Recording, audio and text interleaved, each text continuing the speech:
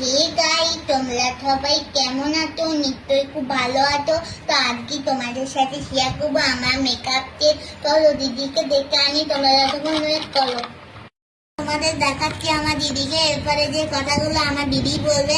আমার কথা বলতে মন হচ্ছে না। তো হে গাইস, ইটস কনিকা ব্লগে তোমাদের স্বাগতম। আজকে আমি দেখাবো আমার পুতুলের মেকআপ। তো চলো কি কি মেকআপ আছে দেখানো যাক। আমার পুতুল সোনার জন্য কি কি মেকআপ। তো দেখো আমার কত মেকআপ তো তোমাদের দেখাচ্ছি। তো চলো, আমার দিদি বলছে।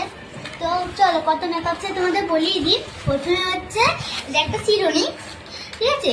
তারপরে দেখাই এই যে এটা একটা হচ্ছে চুল চুকানো যেটা বলে, আমার ঠিক নামটা মনে নেই।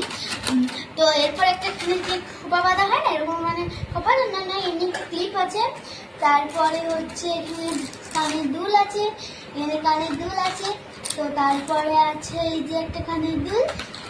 তারপরে দেখাচ্ছে একটা চিরুনি আছে, আর একটা চিরুনি, ঠিক আছে। তারপরে তোমার হচ্ছে দেখাই এই দেখো একটা, এটি বলে তো সেন্ট, ঠিক আছে। এটা এখানে আছে। তারপরে একটা ছোট্ট পাড়া আয়না আছে, যেটা এখানে খোলা যায় আবার রান্না করা যায়।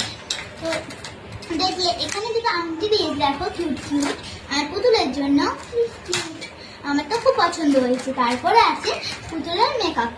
এই দেখো পুতুলের মেকআপ কি সুন্দর, দেখো দেখাই। এই যে এটা হচ্ছে আমার পুতুলের মেকআপ। তো মেকআপ আছে। তারপরে হচ্ছে কটা ক্লিপ আছে, আর এখানে লিপস্টিক আছে।